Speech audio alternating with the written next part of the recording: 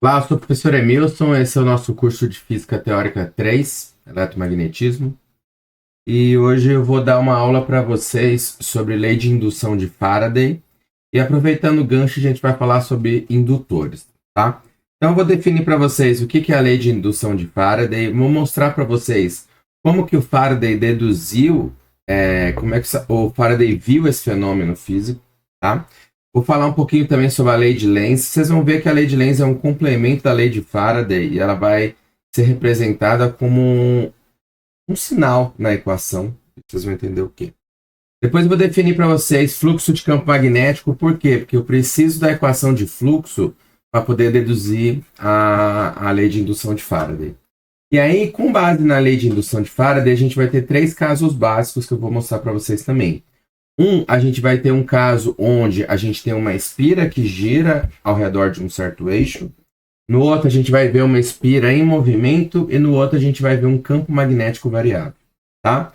E aí eu vou fazer exemplos de indutores. Eu vou fazer o indutor no formato de uma espira, que é o mais simples. Depois eu vou pegar dois casos especiais, que é o caso do solenoide e do toroide. E por último, caso dê tempo, eu vou explicar um pouquinho sobre o fenômeno de autoindução, sem necessariamente fazer uma conta nesse momento, mas para mostrar para vocês que existe esse fenômeno de autoindução, tá? Então, o que a gente precisa deduzir na equação de hoje é o que é fluxo magnético, tá? Por quê? Porque a equação do fluxo magnético é uma equação extremamente importante na física. Por quê? Porque a gente está passando um campo por uma certa área, tá? A gente já tinha determinado que a equação do fluxo era a integral de B escalar dA. O que significa esse pontinho aqui no meio? Significa que isso aqui é um produto escalar. Então, quando a gente for fazer o cálculo do fluxo, a gente tem que levar em consideração esse produto escalar, tá? Se você observar bem, eu tenho um produto de dois vetores, tá? Então, as linhas de campo magnético aqui, ó, tá vendo que elas estão atravessando a minha superfície? Então, essas aqui são as linhas de campo B. E tá vendo que a superfície seria, nesse caso aqui, seria esse círculo? Esse círculo ele vai ter um vetor normal à superfície que a gente chama de vetor área. Então, o campo magnético ele vai atravessar a superfície da seguinte forma. Se você tem um produto escalar B escalar dA, como é que você pode calcular isso? Você pode calcular como B vezes dA vezes cosseno de θ. Por quê? Porque é um produto escalar. Okay? Onde o B é o campo magnético,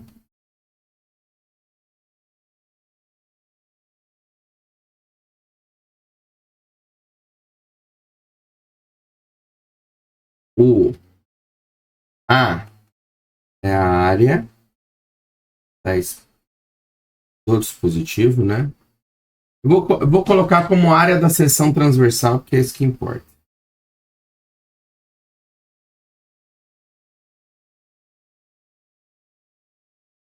Do dispositivo.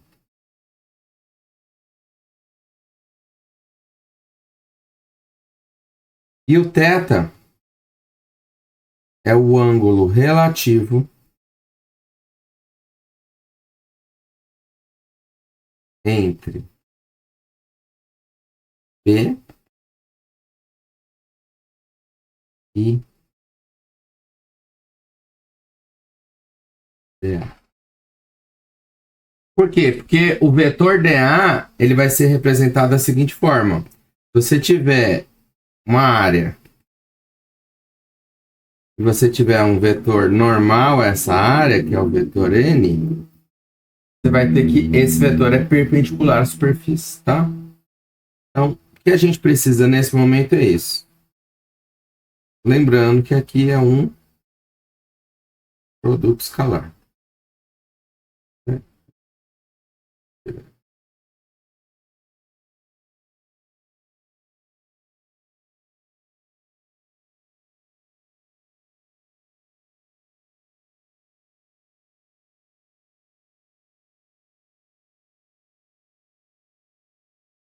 Tá? O que o experimento de Faraday nos mostrou? O próprio desenho aqui já está mostrando para você. O que ele pegou? Ele pegou um ímã, seria esse cara aqui. O ímã, vocês concordam que ele é um gerador de campo magnético? Um gerador natural de campo magnético, certo? E aí, ó, tá vendo que as linhas de campo estão atravessando essa superfície aqui? Se é linhas de campo atravessando uma superfície, a gente tem fluxo. Ok? Só que tá vendo que eu tenho um movimento relativo aqui entre o ímã e a espira? Esse movimento relativo faz com que a variação do fluxo em função do tempo seja diferente de zero. E aí, quando ele aproximou esse ímã, o que ele viu aparecer aqui no sistema?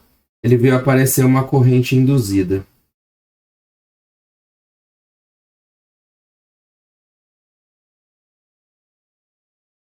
Ou seja, ele pegou um campo magnético, um movimento mecânico e transformou em corrente.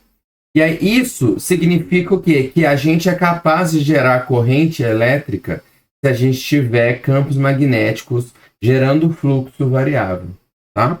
Então, esse é exatamente o primeiro experimento que foi definido aqui, tá? O que eu quero que vocês entendam é que a grande questão aqui é que eu tenho o fenômeno do fluxo de campo magnético, mas esse cara tem que ser variável no tempo, que é exatamente o que eu vou calcular agora, tá? Lembrando que isso aqui é o produto escalar que eu estou pedindo para vocês calcularem. Tudo bem? Então, isso que a gente viu aqui é o chamado experimento de Faraday.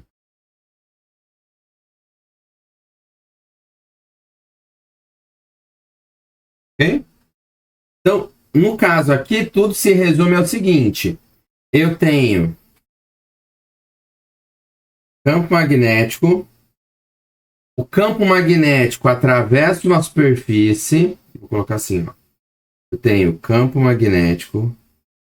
Campo magnético atravessa uma superfície, gerando fluxo. Só que o fluxo não é constante no tempo. Isso faz com que a gente gere o quê? Uma corrente elétrica. Tá? Então, geração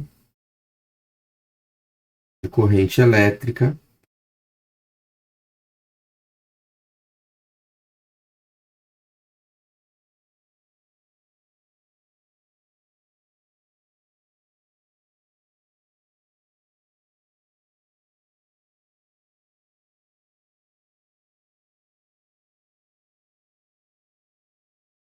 através de um fluxo de campo magnético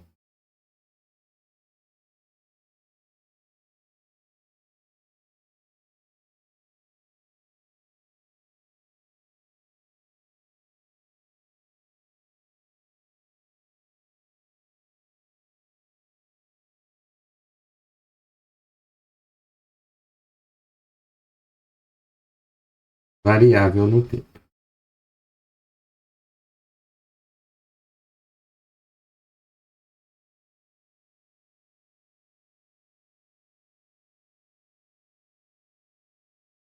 E o que aparece aqui no sistema é o que a gente chama de corrente induzida.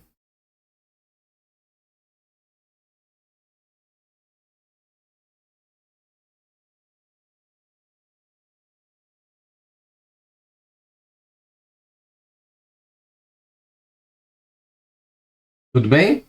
Como é que a gente vai usar agora? A gente vai usar esse experimento para a gente poder ver quais são as condições que a gente precisa ter para ter um fluxo de campo magnético variável. Que é o que eu vou fazer aqui agora. Tá?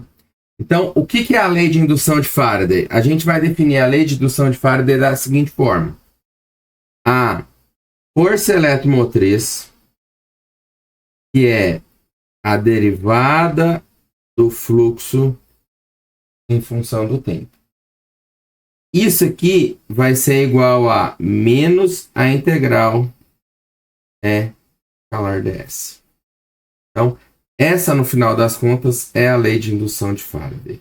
O que ela nos representa? Ela nos representa a seguinte coisa que eu acho que é um dos fenômenos mais interessantes. É que a variação do fluxo de campo magnético no tempo gera campo elétrico. Ou seja, a gente tem um gerando o outro. E aí, mais para frente, nas próximas aulas, a gente vai ver exatamente o comportamento oposto. A gente vai ter uma variação de fluxo de campo elétrico gerando campo magnético. Tá? Mas, por enquanto, o que vocês precisam saber é isso aqui. Onde a força eletromotriz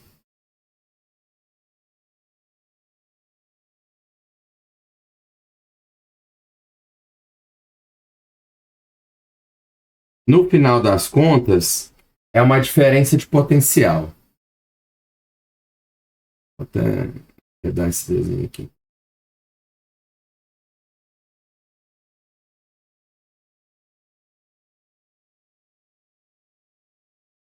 O dφ de B dt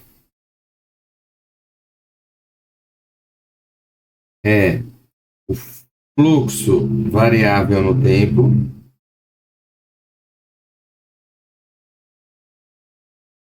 variando.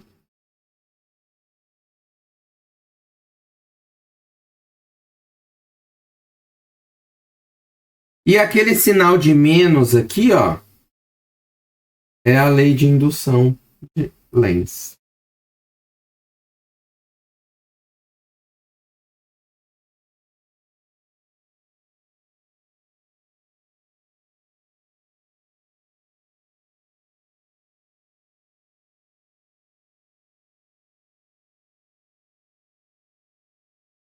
O que eu quero que vocês vejam aqui para mim? Eu vou até apagar esse desenho aqui, porque eu acho que eu não vou precisar dele agora não. O que eu quero que vocês aprendam é o seguinte.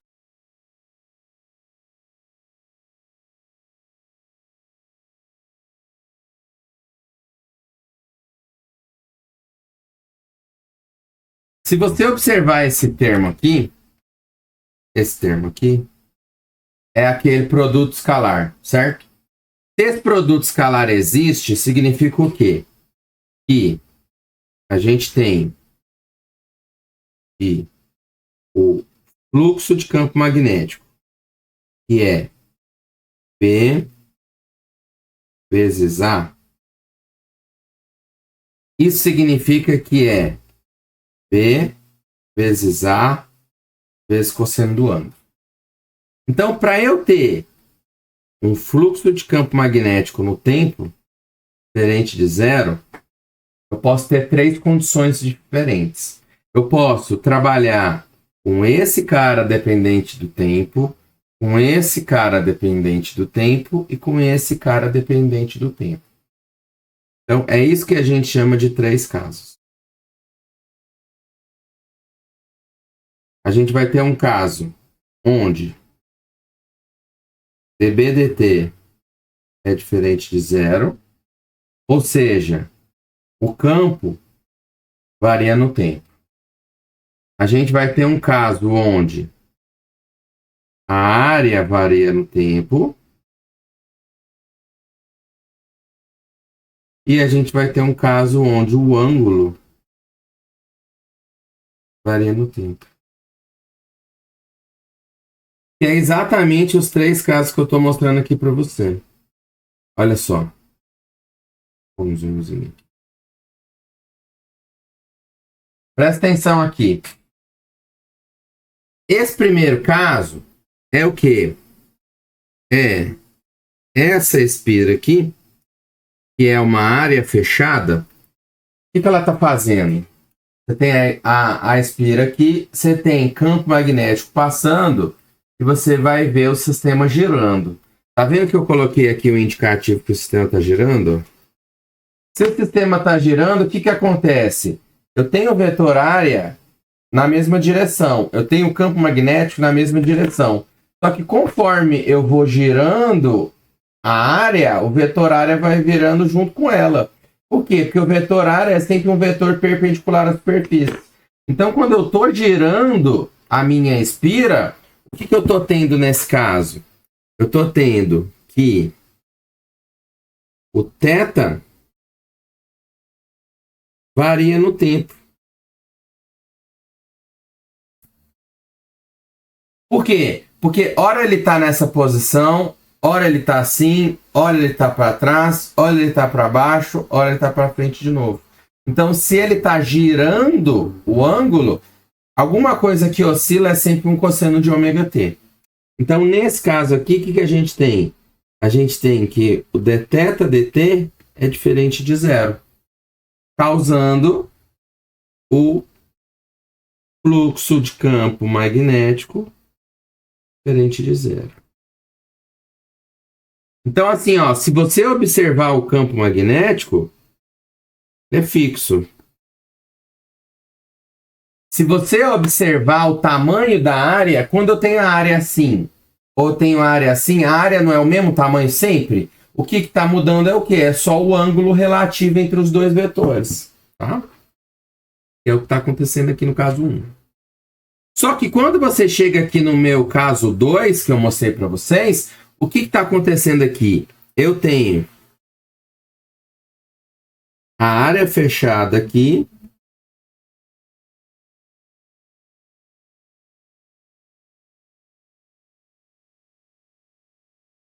E tá vendo que eu tenho essa barra aqui, ó. Essa barra aqui. Tá vendo que ela tá se movendo para a esquerda, ó? Tem um vetor velocidade para cá. Se a barra tá se movendo para a esquerda, o que está acontecendo com a área? A área está aumentando. E olha só, inicialmente a área era isso aqui.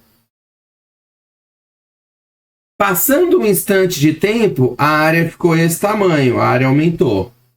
Passando um instante de tempo, a área aumentou para esse tamanho.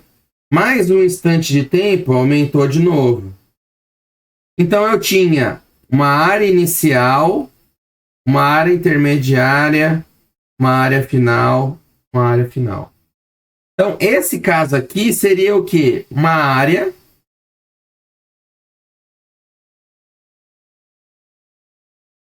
mudando no tempo.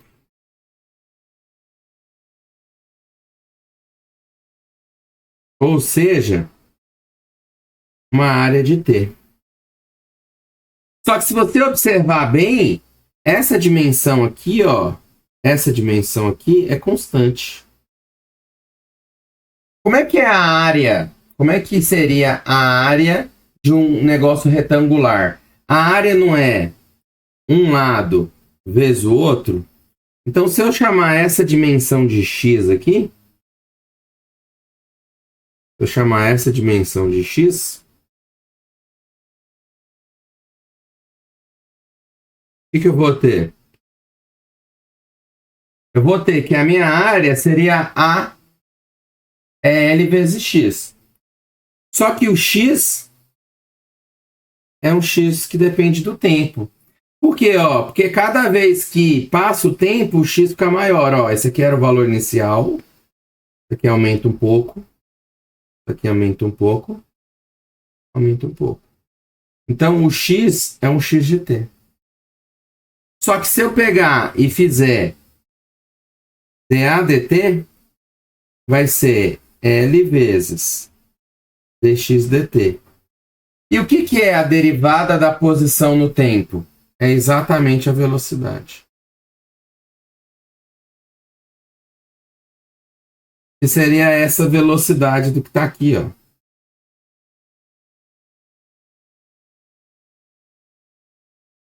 Tá vendo que o vetor velocidade está para cá, ó? Sacou?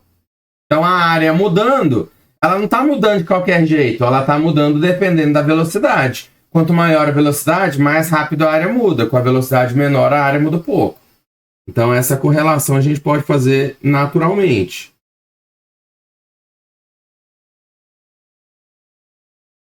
Ok? Então, aqui já é um segundo exemplo, a área mudando no tempo. E aí um terceiro exemplo seria esse cara do jeito que está aqui. O que está acontecendo? Quando você tem um fio, isso aqui é um fio infinito. Um fio infinito passa corrente nele. Se passa corrente num fio infinito, o que você vai observar? Você vai observar linhas de campo magnético do fio. Então, se eu tenho linhas de campo magnético no fio, significa que vai acontecer o quê? Significa que eu tenho campo magnético atuando aqui.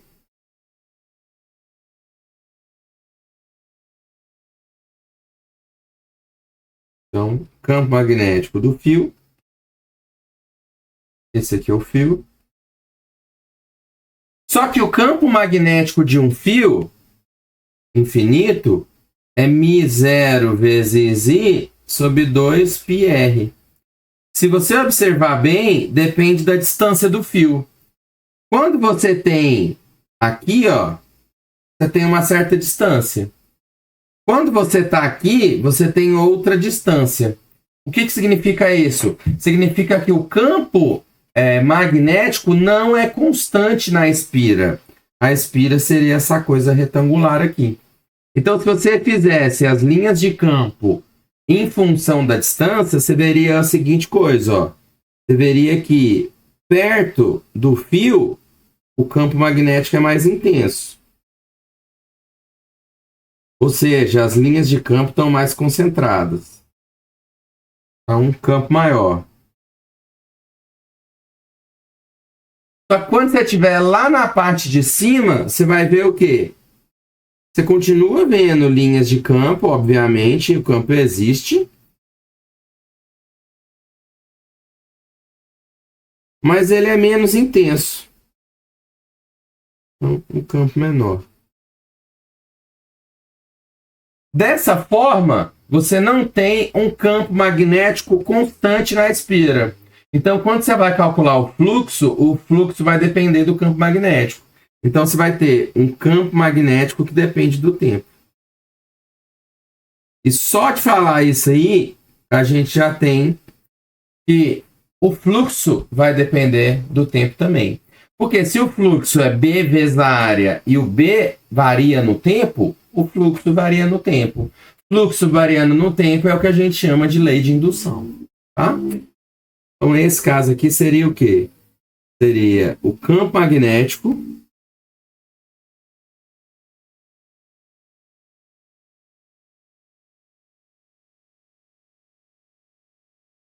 variando com a distância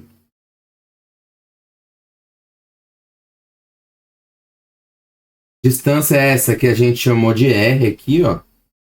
Tá vendo esse R aqui? Essa é a distância. Tudo bem que ali definiu a distância para o centro, mas o que eu quero que vocês entendam é que isso aqui é a distância do fio até o ponto que eu quero, no final das contas. Tá? Então, ó, campo magnético variando com a distância e a distância variando no tempo.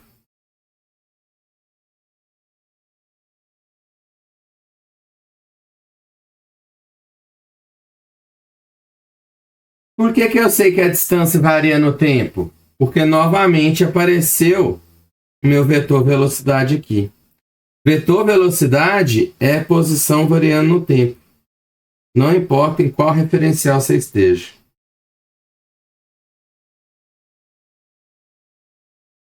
Vamos ver aqui. Ó. Então, V continua sendo derivada da posição em relação ao tempo. Tá? Então, o que eu tenho aqui? Eu tenho que o campo é um campo de R e o R depende de T. Consequentemente, o campo depende do tempo. Então, veja que a gente teve três casos diferentes. A gente teve um caso onde o ângulo muda no tempo. O ângulo muda no tempo. A gente tem um caso onde a área muda no tempo. E a gente vai ter um caso onde o campo muda no tempo.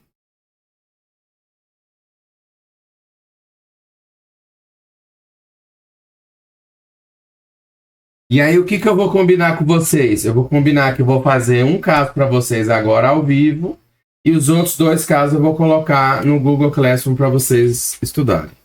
Tá? Então, nós vamos fazer o caso aqui, que é o caso 1, que é o caso mais eficiente, eu acho, na minha opinião, na geração de corrente elétrica. Tá? O que você tem? Você tem um campo magnético constante. Tá vendo que todas essas linhas de campo magnético, elas estão sempre com a mesma distância, tudo bonitinho? Isso é um indicativo de campo magnético constante, tá? Por quê? Porque a concentração de linhas de campo magnético é o que indica a intensidade do campo. Então, se elas estão equidistantes, o campo é uniforme ainda. É constante e uniforme. É exatamente tudo que a gente precisa. Primeira coisa que você pode pensar é, mas quem gera um campo magnético uniforme? Um ímã. Se você colocar um ímã na mesma posição para sempre, não aquecer o ímã, não mexer na atmosfera, nada ao redor dele, ele gera o mesmo campo magnético. Tá? Então, essas linhas representam um campo magnético constante.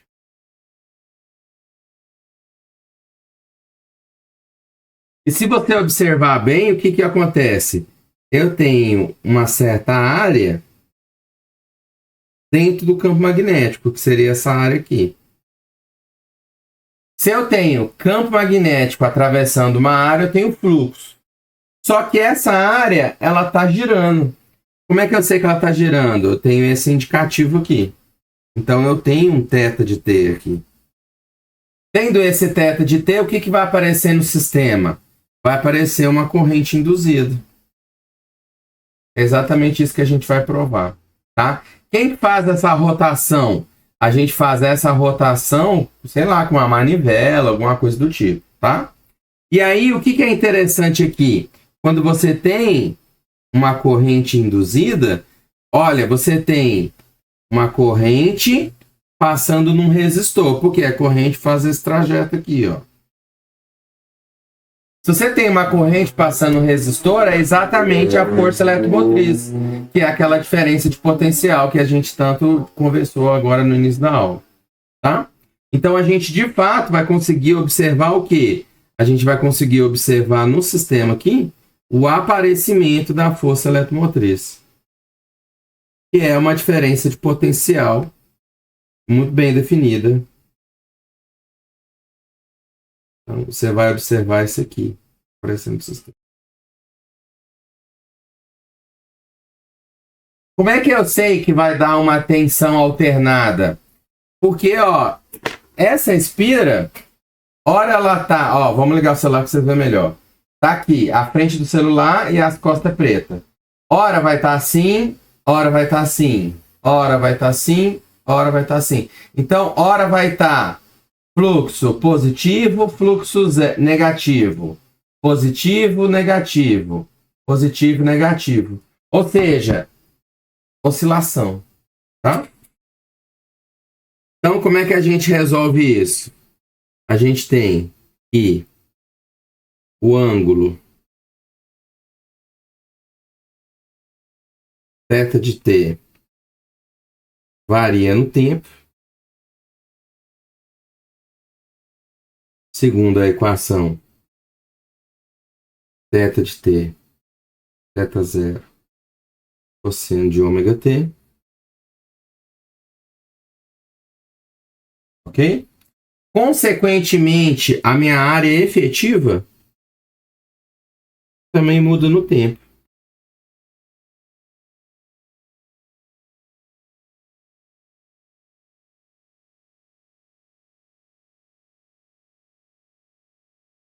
Por que eu sei que a minha área efetiva muda no tempo?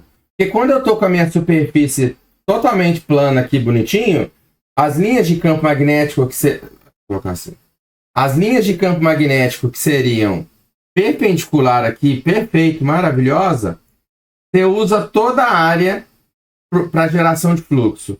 Só que quando você tem um caso onde você tem um ângulo relativo entre eles, as linhas não atravessam mais perpendicular à superfície. Se a linha não atravessa mais perpendicular à superfície, você não está tendo uma área efetiva para geração de fluxo. Então, o que você tem? Você tem que a área é a área total vezes o próprio cosseno de ômega t. Só que se você observar o meu desenho, ó, isso aqui é um retângulo de A vezes B. Então, eu vou colocar AB cosseno de ômega t. Ok? Campo magnético constante.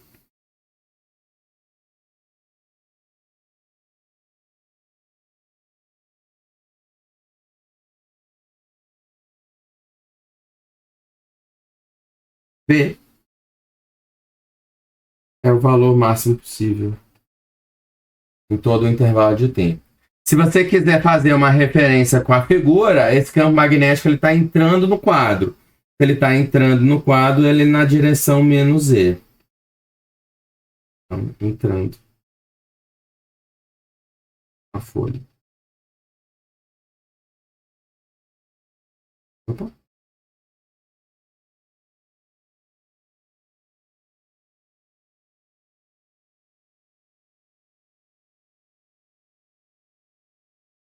Então, ó, uma vez que eu tenho o campo e o vetor área, eu sou capaz de calcular o fluxo.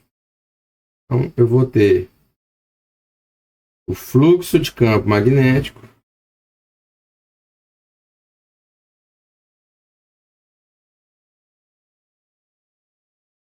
no tempo. Por quê? Fluxo é integral de B escalar dA. Então, é integral B dA cosseno de θ. Então, fica B vezes A de T. Por quê? Esse cara aqui sai para fora. Integral de dA é a própria área. Então, a gente já tem tudo que a gente precisa aqui.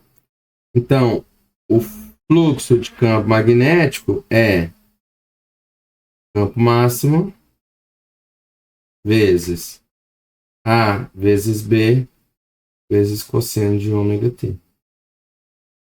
Então, o fluxo é campo máximo A vezes B vezes cosseno de ômega.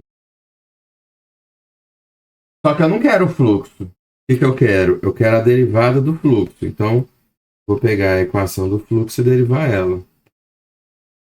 Derivada do fluxo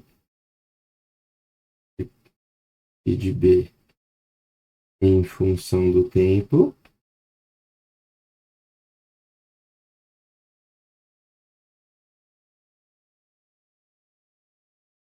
é o seguinte. Dφ de B dt é d de dt daquela equação lê. D máximo a B cosseno de ômega t. Só que, ó,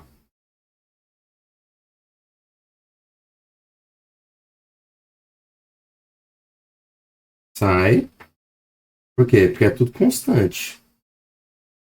Então, fica basicamente a derivada do cosseno de ômega t. Derivada do cosseno de ômega t é o quê?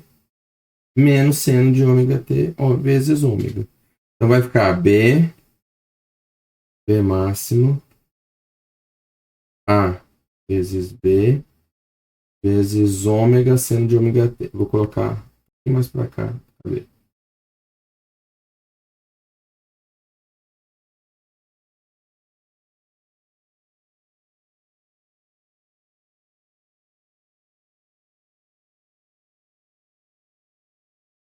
Então, dφ de B dt é menos P máximo A, B, ômega.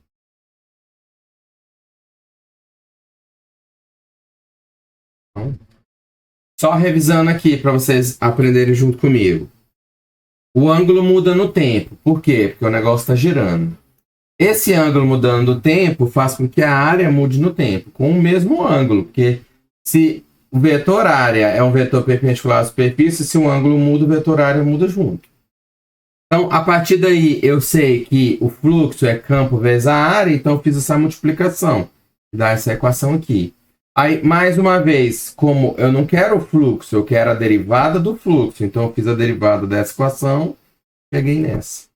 Por que eu quero a derivada do fluxo? Porque é exatamente a lei de indução, então, a lei de indução de Faraday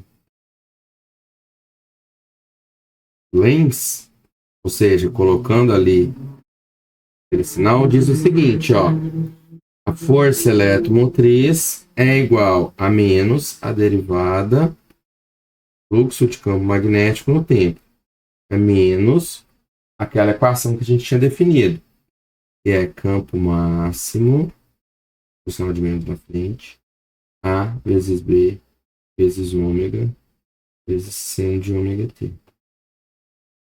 Ou seja, força eletromotriz ficou campo máximo A vezes B vezes ômega seno de ômega t. Ou seja, a força eletromotriz ela depende do tempo. Ela é a força eletromotriz máxima vezes seno de ômega t. Ou seja, esse termo aqui é exatamente o termo que está ali embaixo.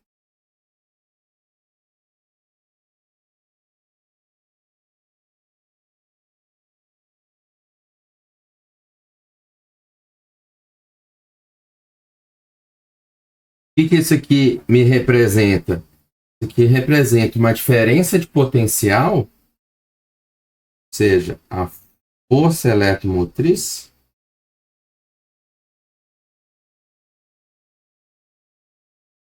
que é uma diferença de potencial elétrico, né?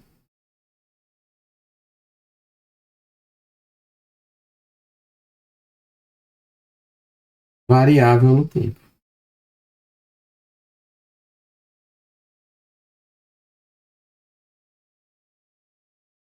Por que ela varia no tempo? Porque aparece esse seno aqui, ó. Seno de ômega t, tá vendo? Onde esse ômega aqui é a frequência de oscilação. Se você quiser, você pode definir, inclusive, que esse ômega aqui, ó, é 2π vezes a frequência de oscilação. Esse aqui é a frequência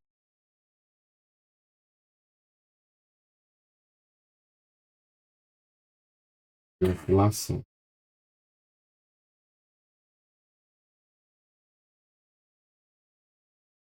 Sacou? E agora você me diz o seguinte, se você tem uma força eletromotriz, ou seja, uma diferença de potencial, como se fosse um ΔV, variável no tempo, significa que você vai ter uma corrente variável no tempo. Por quê? Se você olha esse desenho aqui, ó, aqui apareceu a força eletromotriz, só que é uma diferença de potencial aplicada num resistor. Diferente de potencial num resistor, corrente. Então você vai ter uma corrente induzida no circuito. Então, o que eu posso calcular agora é a corrente induzida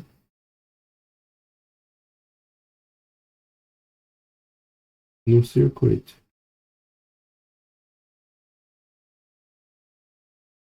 Ou na bobina, né? Na espira. Por quê? Lei de Ohm. Qual que é a lei de Ohm? Delta V do resistor é R vezes I.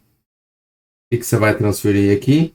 Você vai ter que a força eletromotriz é igual a R vezes a corrente induzida. Então, a corrente induzida, em função do tempo, é exatamente essa equação aqui. É P máximo a P ômega seno de ômega t dividido pela resistência.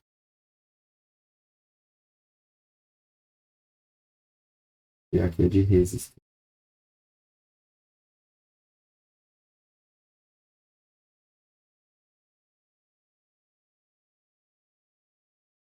E se agora eu quiser a potência dissipada, eu posso fazer simplesmente a potência dissipada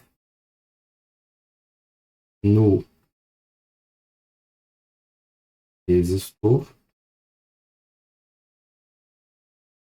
é potência no resistor é a quantidade de energia gerada em função do tempo. Então, isso pode ser calculado como a resistência vezes a corrente ao quadrado. Então, no nosso caso aqui, a gente tem que a potência no resistor vai ser a resistência vezes a corrente induzida ao quadrado. Então, eu posso pegar essa equação aqui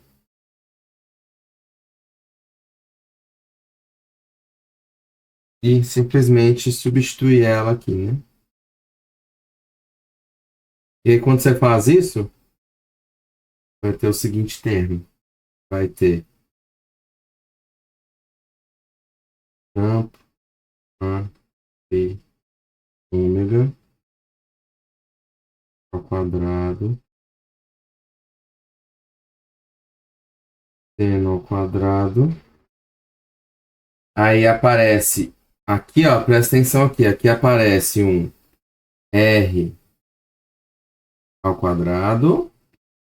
Só que tem um R aqui, tá vendo? Vai aparecer um R embaixo mesmo.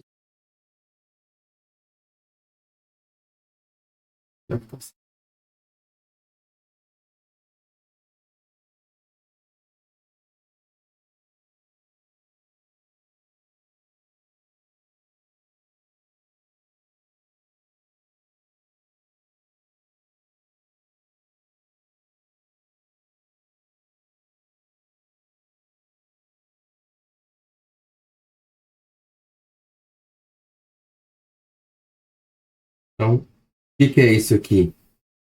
No final das contas, você está fazendo uma usina, né? Porque uma vez que você tem um movimento mecânico gerando corrente elétrica, você está fazendo uma usina. Posso, inclusive, fazer uma coisa importante aqui para vocês. Eu vou separar esse termo aqui, deixar o seno sozinho, aí a gente define coisa importante que chama amplitude de corrente.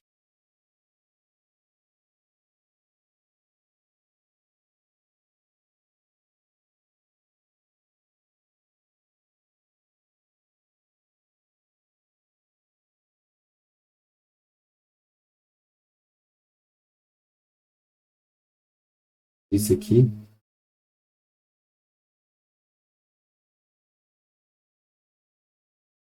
é amplitude de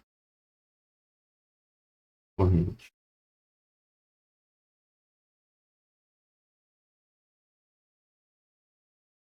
E aqui, amplitude de potência.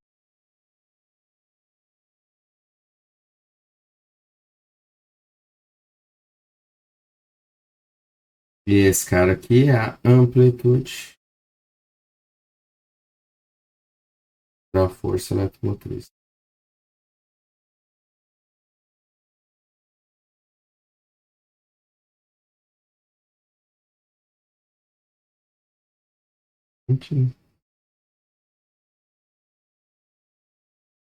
Ó, calculei absolutamente tudo aí do sistema, tá?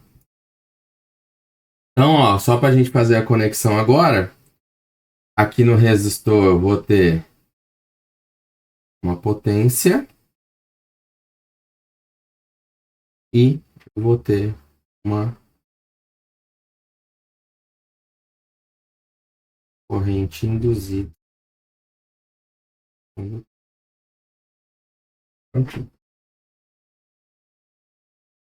O que falta agora?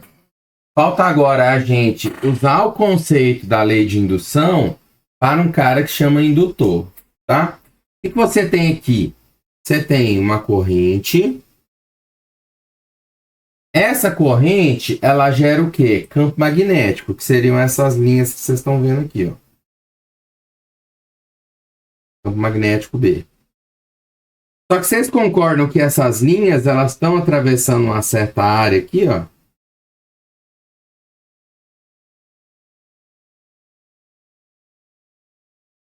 Se eu tenho campo magnético atravessando uma certa área, a gente tem fluxo. Eu vou até definir a minha área aqui.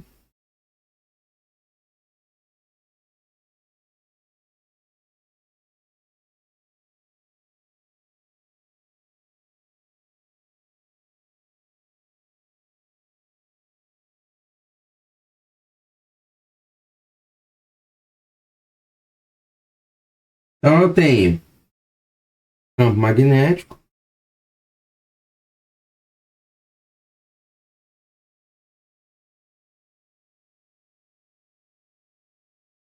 atravessando uma certa área. Campo magnético atravessando uma certa área, a gente tem fluxo de campo magnético. Ok? Então, o que acontece no caso dos indutores? O que são indutores?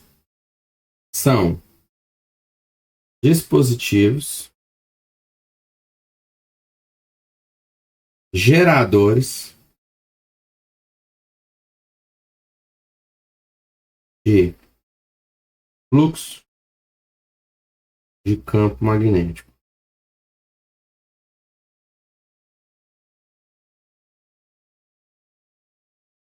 Quando passamos uma corrente sobre ele, por ele.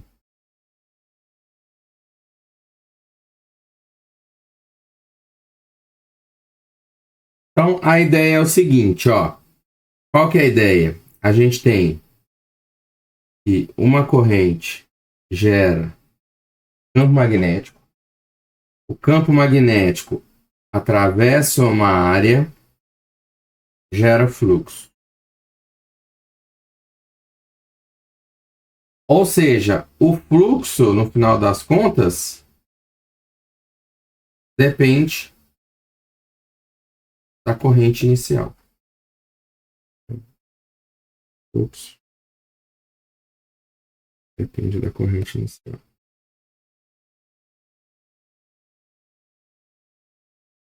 Então, essa é a física do problema. Ó, vou escrever em português. Corrente gera campo B. B atravessa uma área, gera fluxo de campo magnético. Logo, corrente gera fluxo de campo magnético. Essa é a sequência.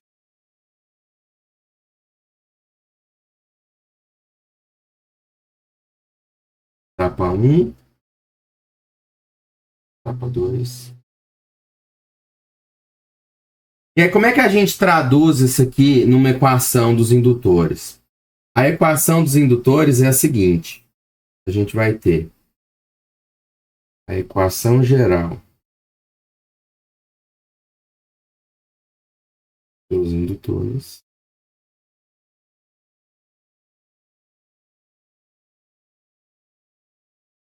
é que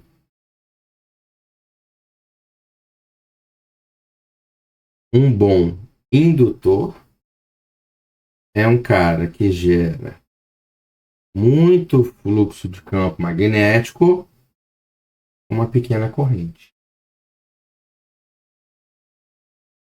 onde L é o parâmetro que a gente chama de indutância, ou seja, a capacidade de gerar fluxo.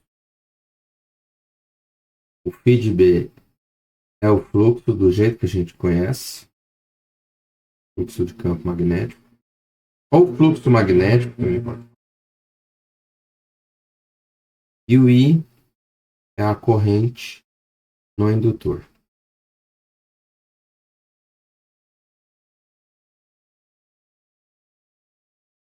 Unidade de indutância a gente chama de Henry.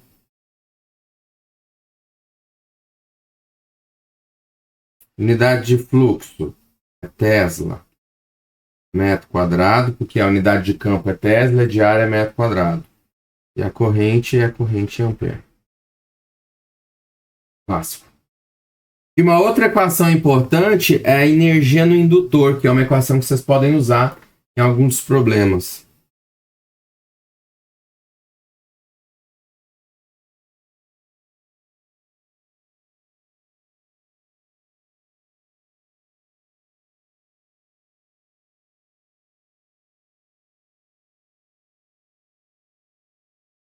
Então, a energia armazenada no indutor é a energia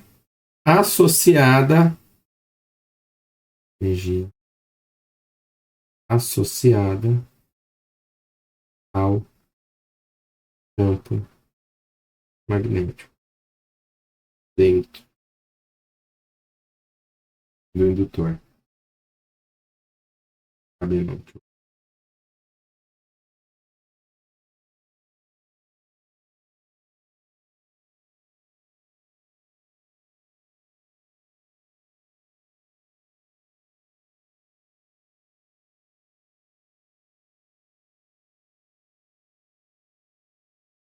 Então, a energia do indutor,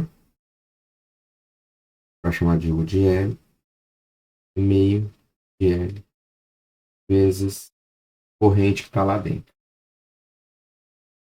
Então, U de L é a energia do indutor.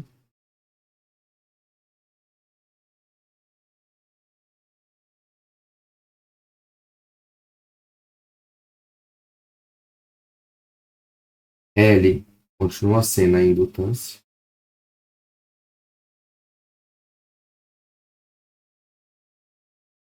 E I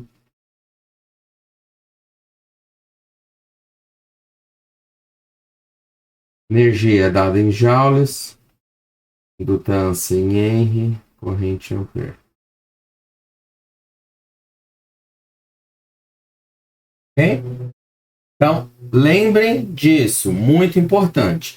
E a última equação que a gente precisa é a tensão no indutor.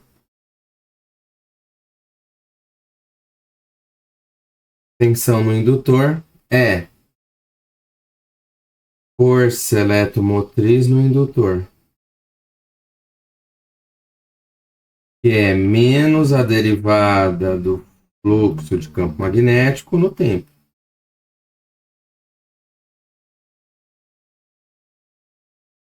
Então, diferença de potencial no indutor, menos L I dt. Três equações que realmente importam. Ok?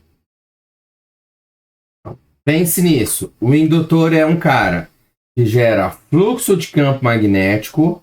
O indutor é um cara que gera fluxo de campo magnético quando passa a corrente por ele. Quando passa a corrente pelo indutor, ele guarda energia. Ele guarda energia na forma de campo magnético. E quando você tem uma corrente variável dentro do indutor, quando você tem uma corrente variável dentro do indutor, aparece no indutor uma tensão. Por quê? Porque se você pegar essa equação aqui, ó, essa equação não é a mesma coisa que eu falar fluxo é L vezes I. Então, se eu pego, inverto aqui, ó, fluxo é L vezes I, eu posso pegar essa equação aqui, ó, e jogar aqui. E quando eu faço essa conexão, aí eu falo a derivada no tempo é a derivada de L vezes I, que é simplesmente a derivada da corrente, tá? Então, isso aqui, ó, também é válido. Essa equação também é verdadeira. Análoga, tá? Então, o que eu fiz aqui? Eu joguei aqui nessa equação L vezes I. Eu acho que é até... Deixa eu...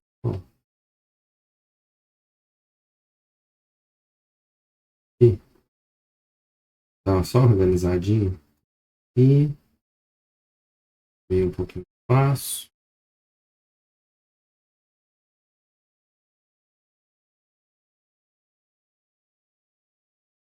Essa aqui. Jogar um tiquinho para cá. E mostro que isso aqui é menos derivada no tempo L vezes o indutor.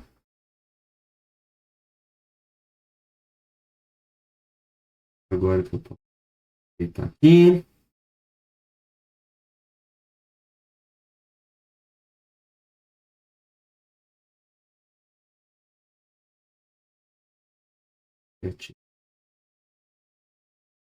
Agora sim. Agora eu tenho todas as ferramentas matemáticas para eu poder resolver o meu negócio. Então, como exemplo, eu vou fazer os casos do indutor espira, indutor solenoide e indutor toroide. Indutor espira. Qual que é o campo magnético gerado por um espira? Campo magnético gerado por uma espira circular.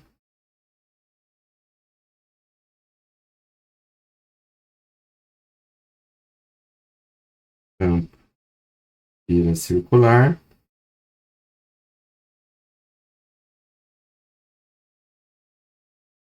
M0I 2R na direção Z.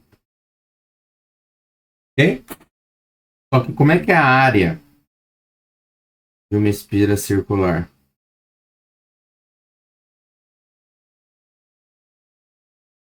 Como é que vale essa área aqui? Ó? Essa área é a área de um círculo. Então é πr ao quadrado.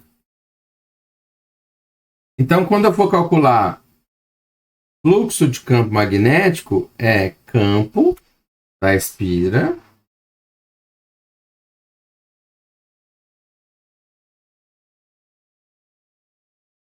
vezes a área da espira.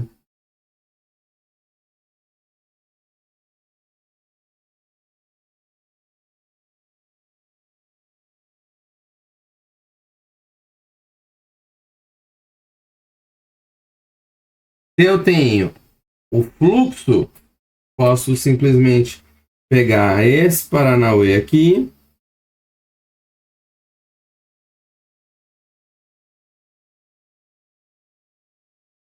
e calcular aqui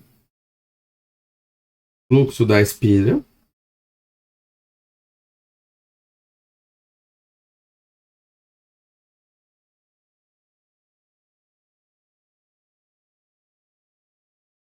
é μ0 i 2r vezes πr ao quadrado, que vai dar μ0 i vezes r sobre 2 vezes I.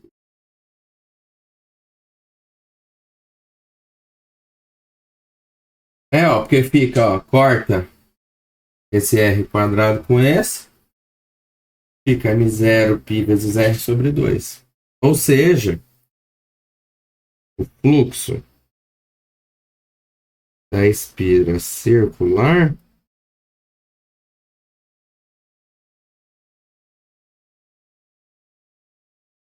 ficou L, que é a indutância da espira circular, vezes a corrente.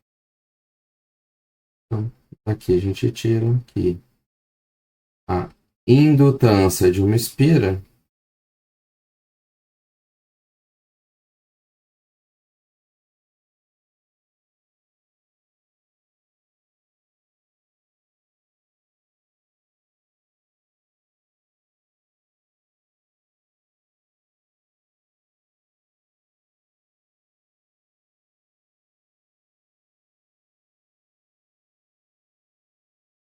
zero vezes R sobre 2.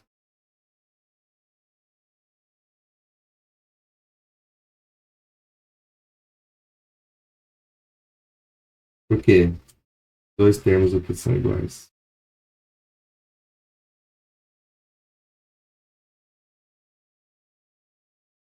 Então, o que eu fiz? Campo, área, fluxo. Vi a equação do fluxo em função da corrente. O termo que multiplica a corrente é exatamente a indutância, tá? Posso fazer a mesma coisa agora para o solenoide. Como é que era o campo do solenoide?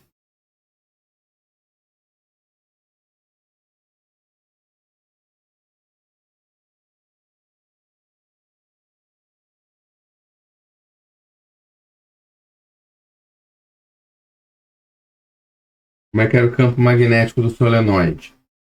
O solenoide, a gente define ele como um comprimento L. Tá vendo que ele tem essa área aqui, ó? Então, essa área eu vou chamar de πr ao quadrado, ou posso chamar de área do solenoide. Também tá certo. Então, o campo magnético do solenoide, a gente definiu na última aula, era campo magnético do solenoide era μ0, o número de espiras do solenoide, dividido pelo comprimento dele, vezes I. Aí, a área do solenoide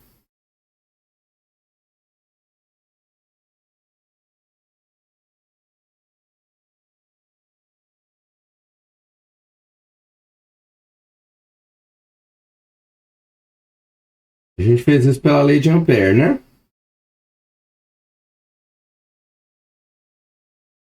A área do solenoide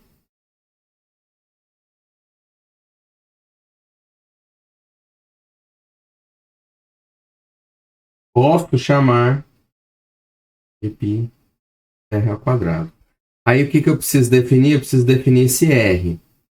Então o R é do centro da borda. Tá feito. Então o fluxo de campo magnético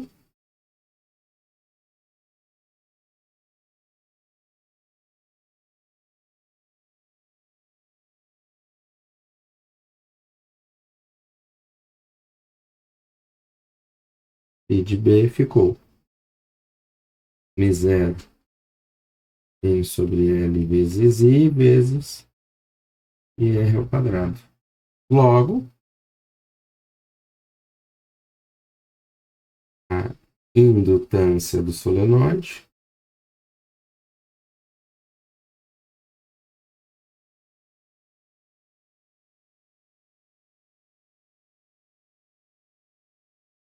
eu vou fazer, pegar esse terminho aqui, ó, Aí vai ficar assim, ó. Vai ficar π de B é 0 N r ao quadrado vezes I. Esse termo aqui. Essa solenoide.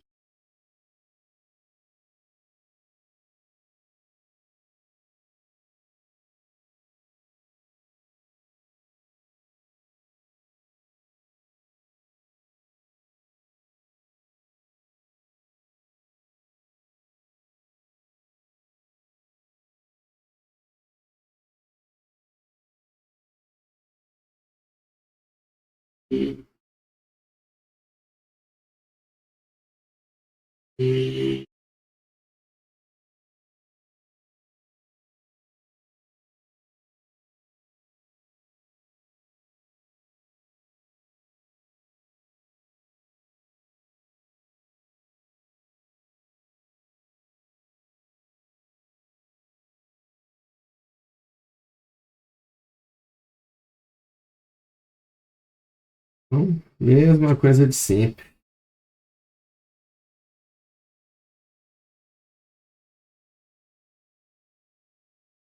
Eu posso fazer agora exatamente a mesma análise, que é campo, área, inverte a equação, acho L.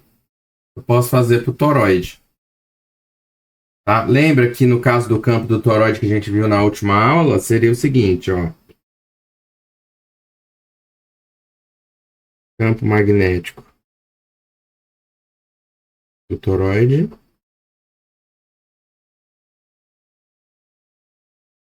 era campo do toroide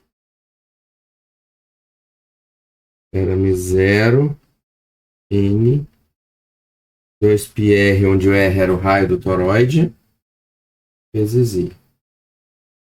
Lei de Ampère. A área do toroide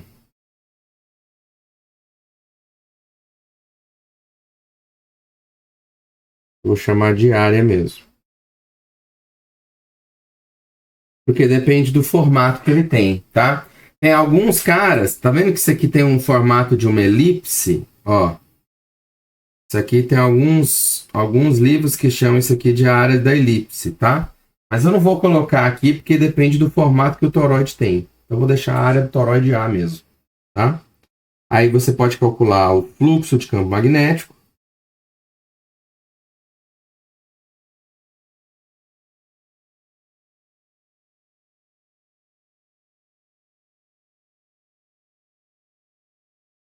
O fluxo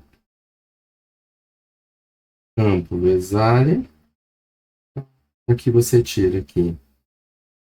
Fluxo de campo magnético ficou 0 N 2πr vezes I vezes a área do toroide. Eu vou pegar o meu I e colocar no cantinho aqui. E aí eu chego a equação aqui. Fluxo de campo B, 0 em área do toroide, 2πr vezes I. Esse termo aqui é a do texto.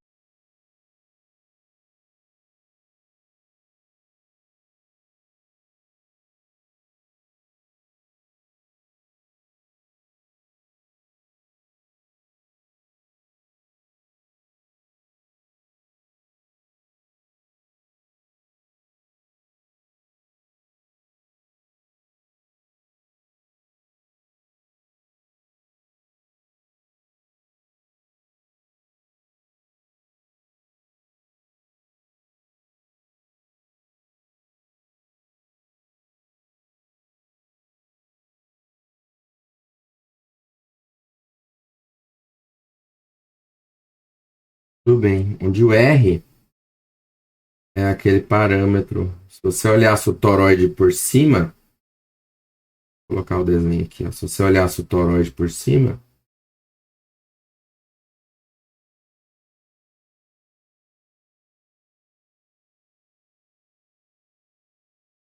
seria todas as voltinhas.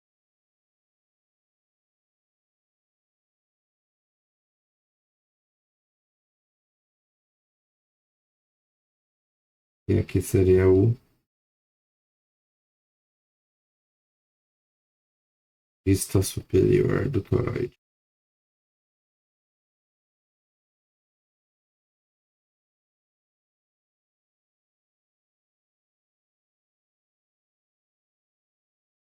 É exatamente o que a gente fez na última aula, tá?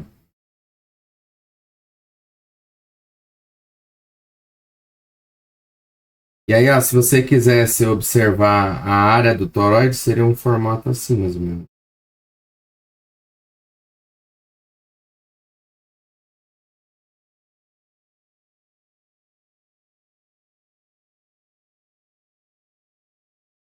Em alguns livros, a área do toroide é a área da elipse, tá?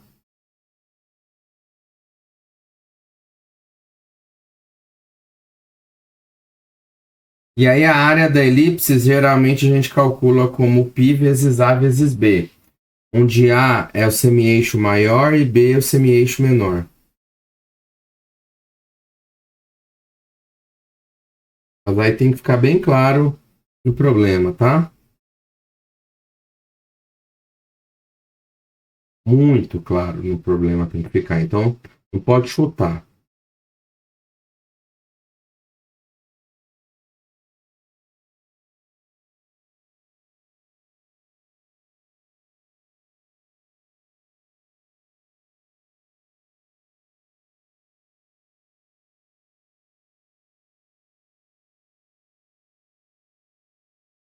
Mas o mais tradicional é deixar a área do toroide como um valor fixo mesmo e segue o baile, tá?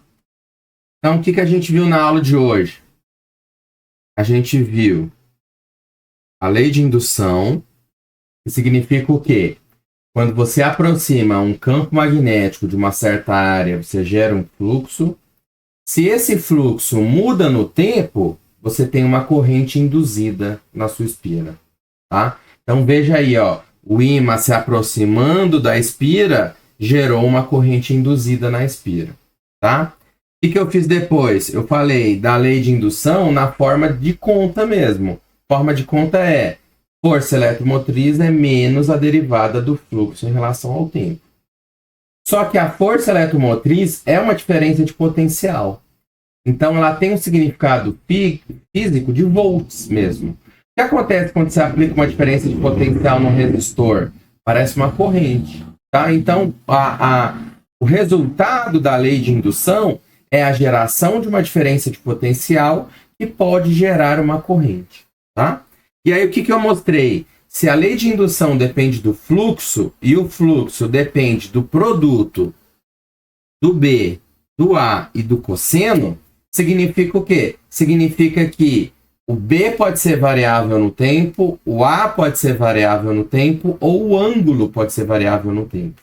E aí eu fiz dei três exemplos aqui dessas três coisas variando. No primeiro exemplo, eu fiz o ângulo mudando no tempo. No segundo exemplo, eu fiz uma área aumentando, ou seja, a área tinha esse tamanho, cada vez ficou maior. E no último exemplo, eu tenho um campo magnético não constante. Por quê? Porque o campo depende da distância e a distância está cada vez mudando. Então, o que acontece quando você tem isso? Significa que você tem um campo magnético variável no tempo, consequentemente um fluxo. Aí o que eu fiz? Fiz a conta de uma bobina girando, fiz todas as contas dela, calculei o ângulo, a área, o fluxo, a derivada do fluxo, a corrente induzida, a lei de indução, a potência dissipada, só para vocês observarem isso como um exemplo, tá? Depois eu fiz os indutores, expliquei o que é um indutor, que é um dispositivo que gera fluxo de campo magnético, deduzi as equações dele, que são tensão do indutor, a equação dos indutores e a energia armazenada nele. E depois eu fiz três exemplos de indutores. Um indutor espira, que é onde você tem uma corrente gerando campo e o campo passa por essa área, você tem fluxo. Aí eu vi qual que é a equação da indutância da espira. Depois a gente fez a indutância do solenoide, a mesma coisa, campo, área, fluxo, calcula a indutância. Depois a gente fez o indutor toroide da mesma forma, campo, área, fluxo, você acha a indutância. E aí a gente finaliza a nossa aula de hoje. Então, um abraço, até mais.